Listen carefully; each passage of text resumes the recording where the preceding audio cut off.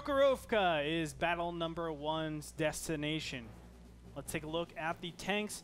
A T-69 and 4 AMX 1390s from Turtle Police. Of course, the 2 T1 Cunninghams. And a slightly different, but very similar lineup from Cazadores. They've brought almost the same, a T-69, 3 1390s, and a WZ-132, opting for a little bit more consistent fire than their opponents. I wonder how that will play out. It is an Onizuka. I haven't seen him before. I think teams did have a chance to change their rosters a little bit, make a few changes in this past weekend and Monday, Tuesday. Yep. So we will be seeing a few new people for a few teams, and I think that could be one of our new guys for Cazadores. Well, we'll definitely keep an eye on him, and also keep an eye on Kufo, as he is in one of those AMX 1390s, so I'm really looking forward, now that we know. I think a lot of people, and I as well, was one of those people that didn't know Kufo was just so fantastic. But, I mean, after looking at it and discriminating against such good teams and good players, Kufo was the overall best scout. He's been the most effective, we can say that. He has been the most effective. Yeah. Definitely so.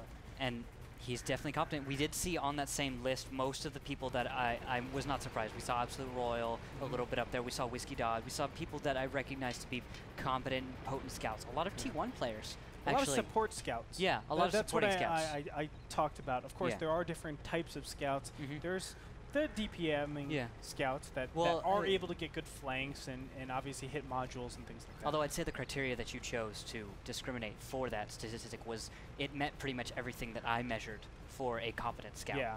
So I didn't even ask you. You figured all of that stuff out, and it was like. Well, you know, I've done stats a couple times. It's just you picked out all the stuff that I would have said that makes a good scout player. Yeah. And it turns out you just it looked pretty accurate to me. I saw a lot of the players that. Hey man, I feel like it was a good job. I want to see how this develops more. You are so nice. I know. I'd love to actually. I tried to teach Terry the intern exactly how I was making all my stats and stuff. And he's like, I have no clue what you're saying right now. I was like, well, thank you, Terry the intern, because if you don't know, he's actually an incredibly intelligent guy. He's right now going to school at NYU, which. You can't be a slouch to go to NYU. No way.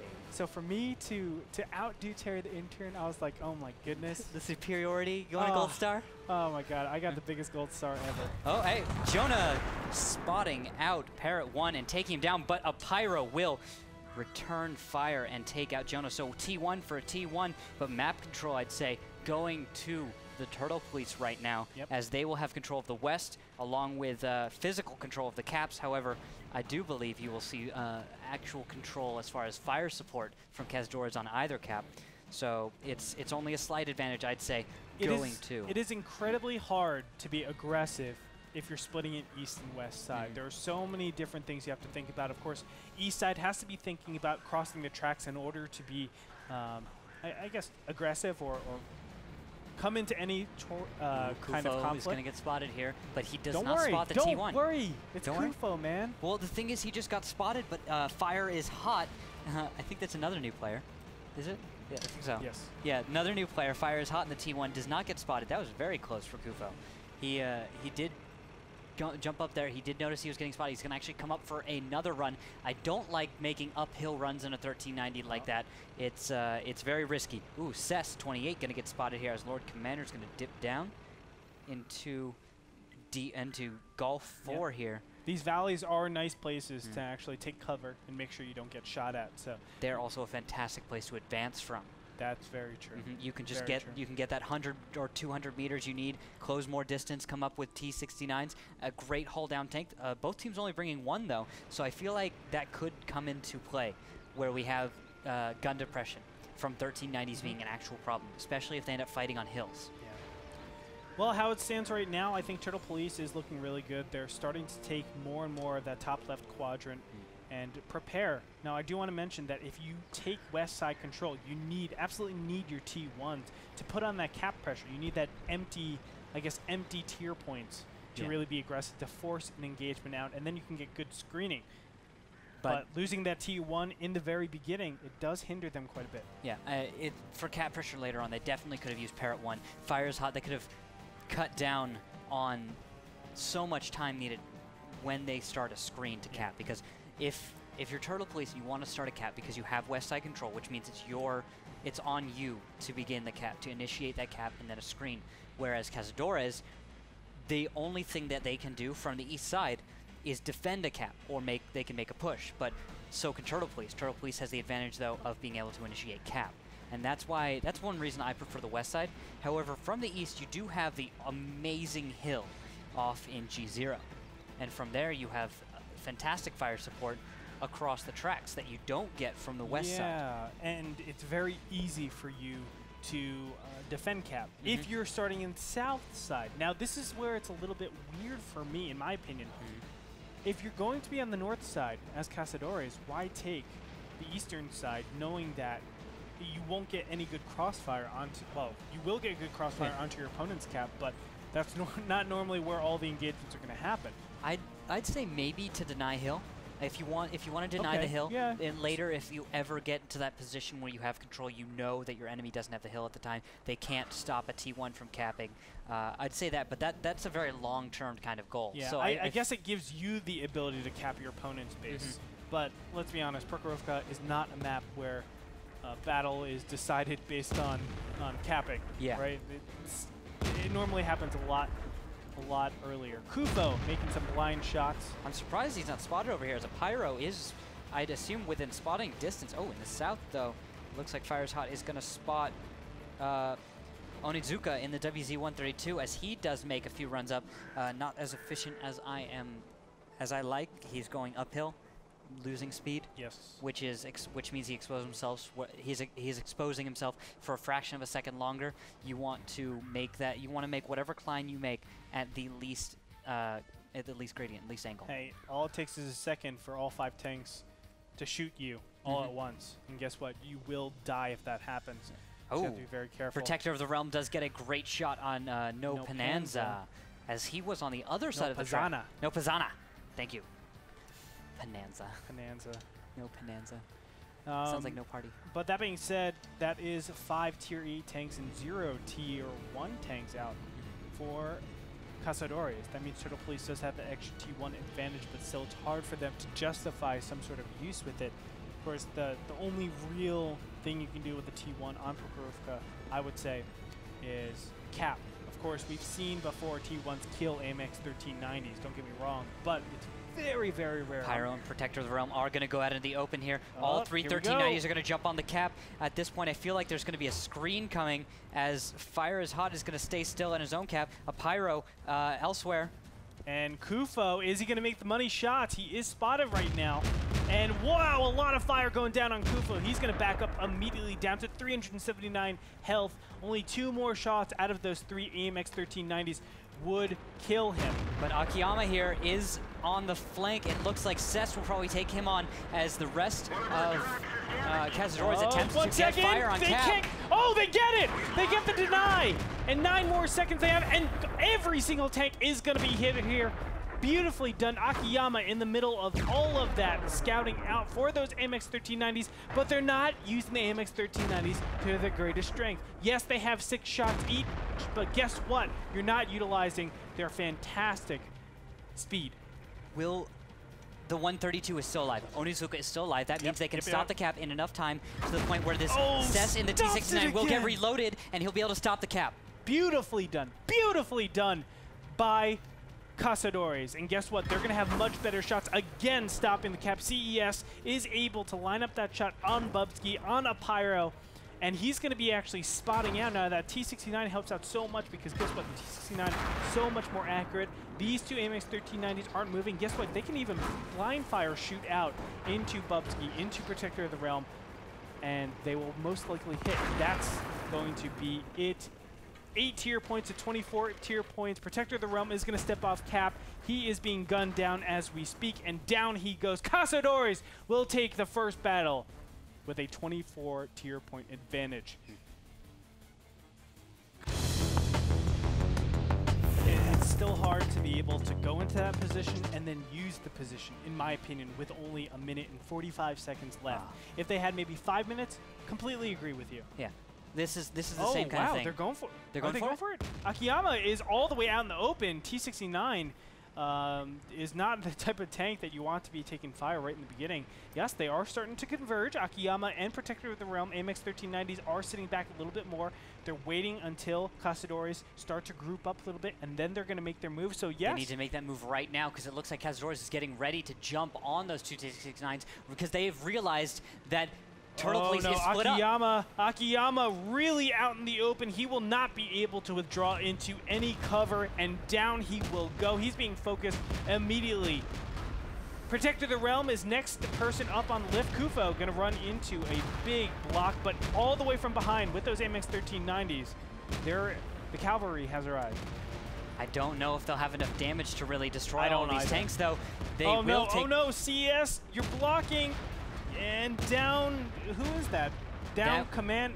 Protective Realm's going to go down and get Commandum. 77 will go down, along with Logos has gone down. Shots going out of Kufo as he tries to escape. Although there goes Onizuka, and they're going to have to leave Cess. No one has any shells left. Parrot 1 and Fire is Hot do jump on the cap, but they're going to jump off. Okay. Realizing no time left. And Bubsky is reloaded at this point. Kufo, I think, still needs a little bit more. No, he actually has shots. Fires are going off. They're trying to take out a Pyro. 10 seconds left. Can they actually do it? 17 to 26. Advantage Turtle Police. And Cess, he is going to get that 18 to 17. 3 seconds. 1 second left. And oh my goodness, it is going to tie up 18 to 16 tier points. It's only a 2 tier point difference. That means it's a draw. Still, Cazadores will maintain their lead 1-0 as we move over to battle number 3.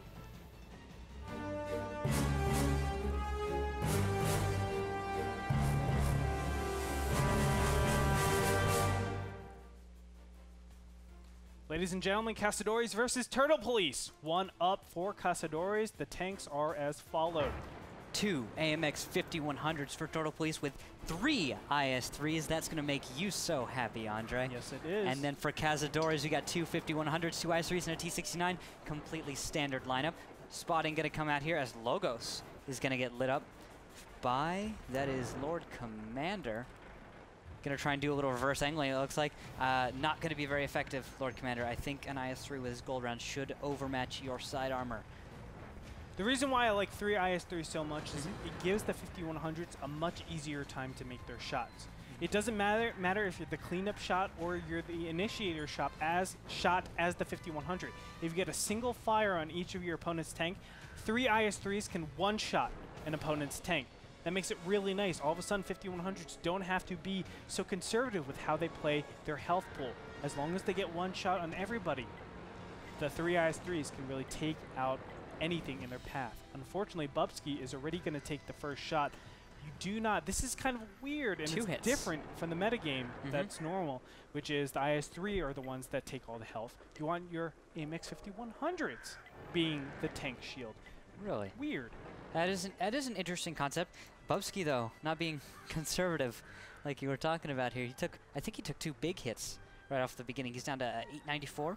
Yeah. So I mean, don't get me wrong. You don't want to just be like, oh, YOLO AMX 5100. Yeah, but obviously you want to take at least 1 or 2 tanks out with that heavy fire. But the most important thing is you get a shot in each of them, so your IS-3s can do cleanup work. Yeah. Something I do want to point out. We didn't get talked about this on Bubsky. He's ammo racked right now. Oh my goodness. Yeah, so if we jump on my screen, you guys can take a look at the bottom of the screen here. Every module is listed. And on top of that, in white, you guys can see the crew members of every tank. Commander, gunner, driver, and loader are listed there in white. They will turn that orange color when they are damaged, red when they are destroyed. For anybody who is newer to the game or doesn't quite understand our UI, we have altered it. Thanks to that is Colby. Our modder guy, he's done a fantastic Junior from Simple Tinkers. Yep, Junior Simple Tinkers. I was just gonna say his real name. No. Ah, okay. Nobody knows him by that. Everyone knows about Junior. He needs all that. He's Juna. Ah, Juna. Juna. Nice. G99P. I think he's done a great job. I like the way this little bottom bracket looks. G99P. Do you know what G99P means? What does that mean? I can't say it. Okay. I can't say it. You swore me to secrecy, but if you can guess it on Twitter, you get 2,000 gold in premium.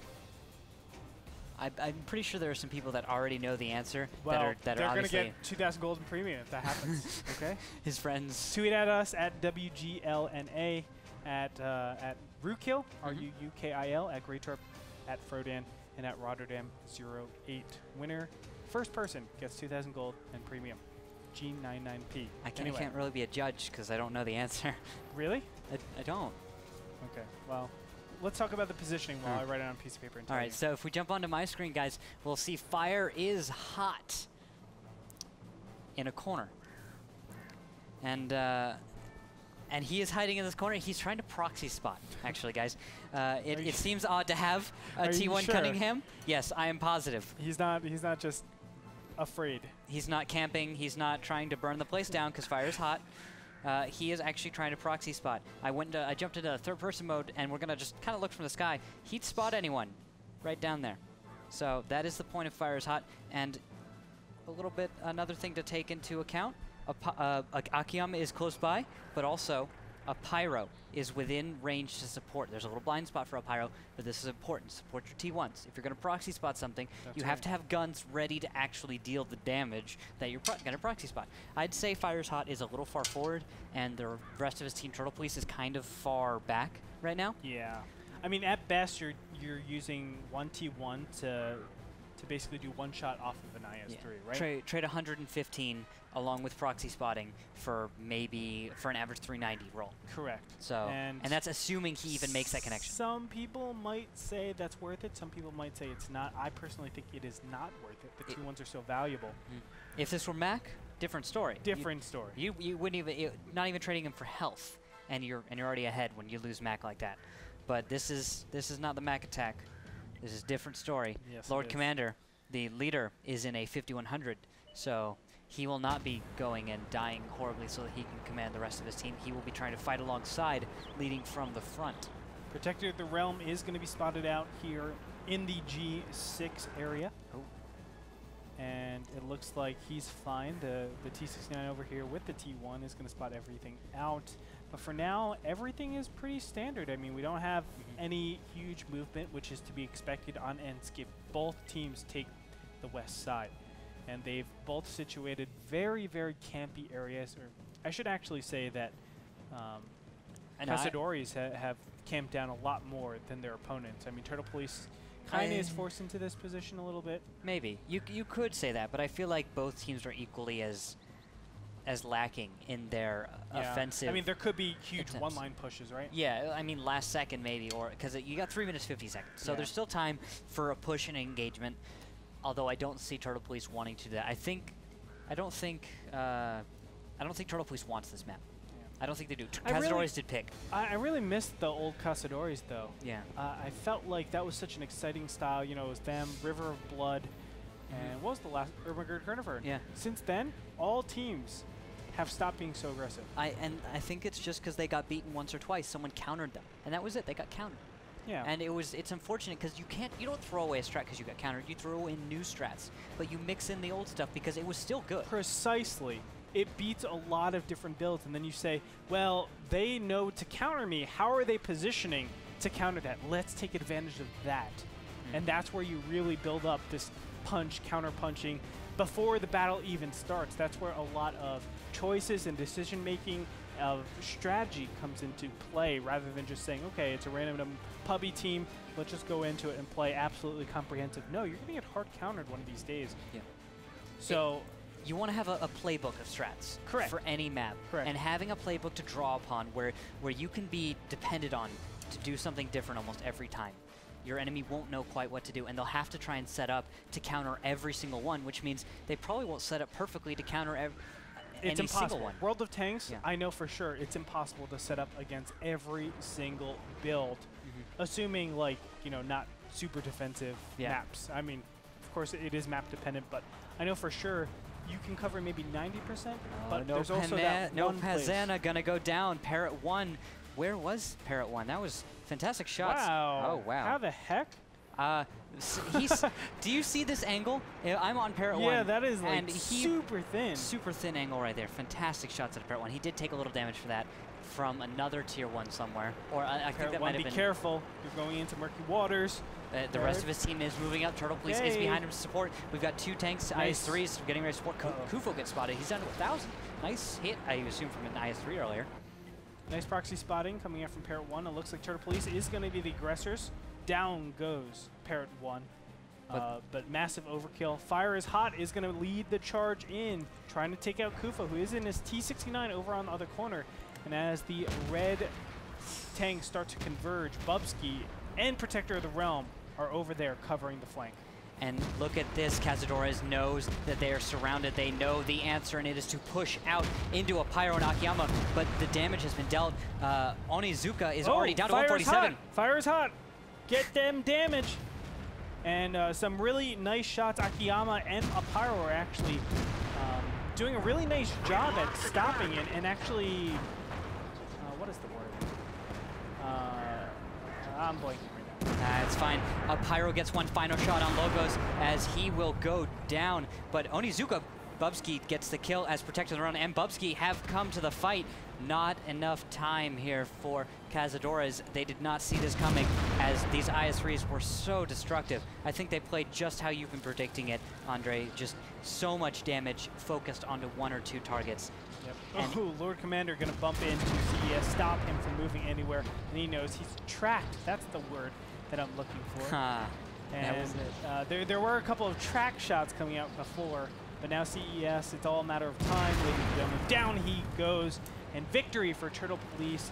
Thieve is the last person alive. He's capping, but I don't think it's going to work out. 1 minute and 22 seconds. And last second actually in the match, and it's going to go to a draw, but 8-point lead means victory. It's a victory. Don't. Yep. Sorry.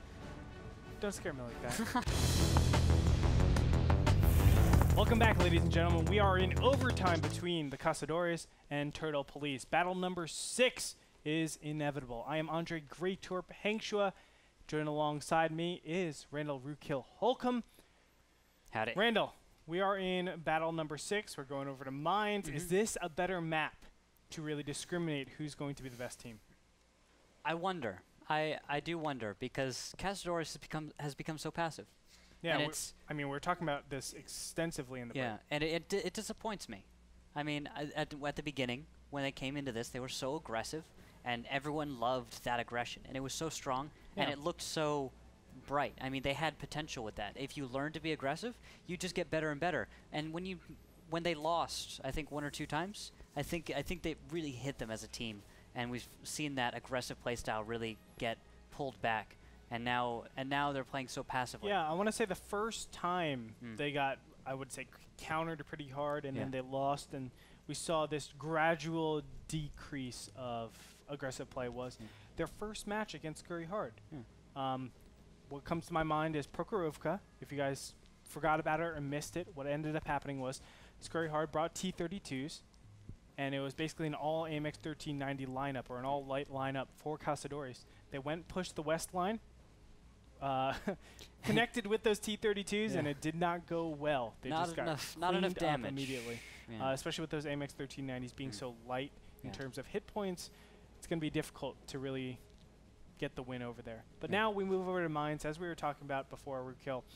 Mines is definitely a map where you can pretty much defend the whole game. I hope we don't see that from Cazadores, because also you can have a lot of cool preparation. We've seen Mop 4 play this map out really, really cool. I did like Mop 4's play. Scurry Hard play this map out really cool, where they took 2 AMX 5100s, pushed up a WZ-132. I'm looking forward to see what we see from these two teams as we head on over to Mines.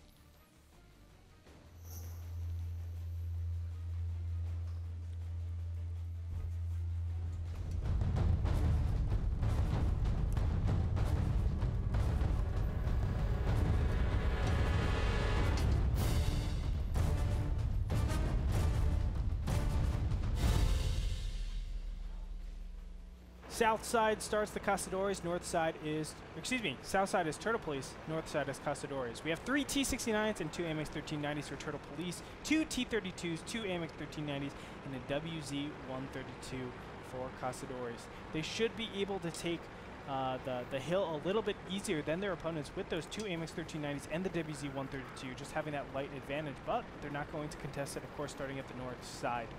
Island control over for Cazadores already, and it looks like they've been able to successfully deny the hill control from Turtle Police. That being said, what does Turtle Police do? Do they go for an east side push? No, they will just hide under the hill. They're in what you could say is a flexible position. You got Parrot 1 here on in A3.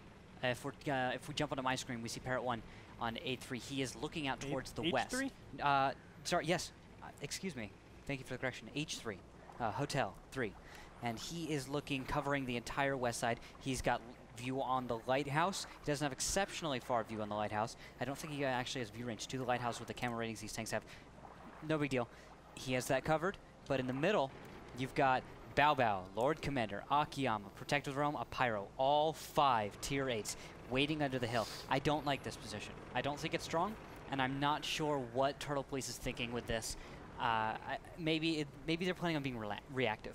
They're going to have a Pyro, Lord Commander try and scout stuff out, bring the T-69s up just in time, and probably destroy something. It looks like Bao Bao and Akiyama are actually going to take a bit of an east push here, as you were trying to point out. Maybe they will escort their T1. Fire is hot forwards, and due to this push, the spotting on Kufo in the 132 is going to go to waste because no one is in position to capitalize on Parrot 1's spotting. Very unfortunate right there. But still, they can kind of substantiate a push to the east side, saying, okay, I know tanks are out on that western island. Or not the western island, western lighthouse. Yes. Now, we know there are 3 tier 8 tanks there.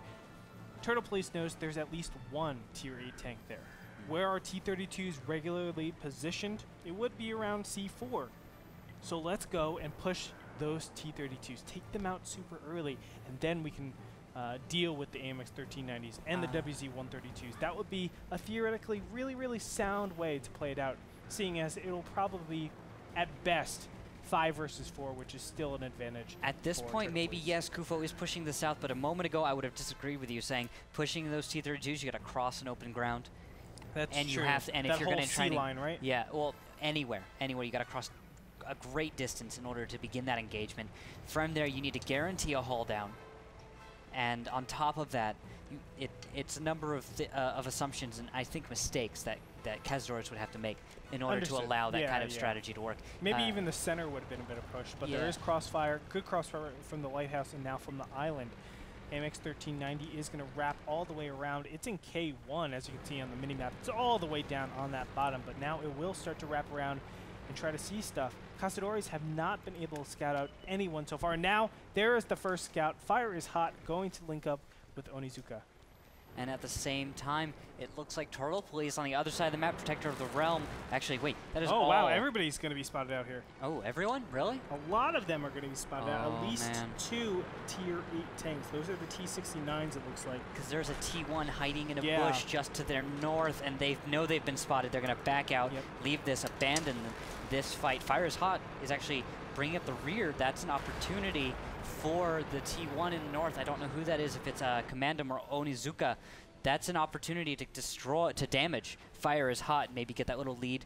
Back off with your T1. That's the big trigger. Big convergence on that hill. T-32s are pushing up. AMX 1390s coming in from the island, from the lighthouse. And we're going to see a big convergence all the way where their opponents are not. That gives fantastic control for those T-32s taking the hill. That's something that we've seen if you are positionally out of place. Those T-32s will spring into action, take hill control, and also take map control. And now all of a sudden, Turtle Police, how do they actually engage? Bao Bao is being spotted right now, probably going to be proxy spotted a little bit by these T-32s. Hey, you can even Goomba all of these Turtle Police tanks. Yeah, I do not agree with this position at all. Turtle Police needs to get out of here, find some high ground. Where? Where are they going to go? They need to retreat back to their base or something. We've got one tank that has retreated back to the base. That is Akiyama. He's in what I would say is a strong position. Everyone else, though, I do not like this. I don't like it at all. Definitely not. Cazadores has the opportunity right here to win this match. This is everything. It is Cazadores' match to win. Yes, they're in the most fantastic position, being a little bit more positionally aggressive, and it's paid off already. AMX 1390s sweeping around. Now, it is important to note that Cazadores are a bit lighter. With those 1390s, the T-69s obviously offering a lot more DPM than those AMX 1390s, given average, I would say, miss rates especially for those 1390s. French tanks are normally a lot more inconsistent with their firing and their connections. Have you actually taken a look at people's accuracy? I have. I don't have the hard statistics right now on me. It's going to be a segment. Ah, very cool. Taking a look at everyone's accuracy and all that stuff. I feel like, though, it's a lot of skill. Like, more than even the tank. It's so much skill. It's going to be relative skill, but you can definitely see characteristics of tanks, right? If I have a large distribution, I can see what is overall the easier tank to fire, the overall average for a T-69 connecting over an AMX 1390, and you'll be surprised. You would think that the AMX 1390, because it has 6 shots, overall can do more damage. Oh, here's the push coming out. Kufo leading the way with Logos. Akiyama not too happy about this. 3 tanks against 1. He is not happy to see this. 317 hit points. Only 2 more shots from the AMX 1390s. They are going to miss. Akiyama has not yet been able to... Oh, down he goes from the back. The T-32 sweeping up. But Lord Commander and a Pyro going to come in here with their AMX 1390s, but it's 3 against 2. WZ-132 is right now very low in hit points, and he has not yet shown his face. These corner games are not what Turtle Police seems to be playing, because there are T-32s to their rear. That's right. Rear shots here incoming, and I'd expect Cess and Jonah to be putting shots onto a Pyro and Lord Commander, because there down goes Kufo. Yes, so important right there. And this is going to be the last shot for the Lord Commander. I'm guessing this is only cleanup from here. Protector of the Realm, along with Bao Bao, are just trapped under the hill with Fire is Hot. There we go. Cazadores have cleaned up this match. Unreal positioning coming out from the Cazadores as they lead 16-34, a gigantic advantage over their opponents. It came down all to the positioning. I mean, they were able to identify that there's a big east push, and they did not pull the trigger. Because of that, T-32's getting to the hill, it's all but over. Where can you actually go if you're starting from the south side? South side, you're supposed to have that jump onto the hill, and because of that, they're just positionally incompetent, right? Yeah. They just cannot keep up. It's impossible for them to keep up. They didn't take any stance that really took control of the map or attempted to take any advantageous positioning. They gave up every advantageous position that they had to jump on. Double Goomba! Oh, here we go! Oh, that was less than exciting. Yeah. Jonah. A running start. Yeah. And he missed the shot on the way down too. Jonah will be taking a lot of hit points, but it looks like it doesn't even matter. I mean, there's just so much damage being done outside of Jonah. Of course, that one T-32 CES is able to clean up a lot. Guess what? Cazadores will take it in overtime. Battle number 6 goes to them. So a 2-1 win over Turtle Police. That means Cazadores is 2-4, and also Turtle Police is 2-4.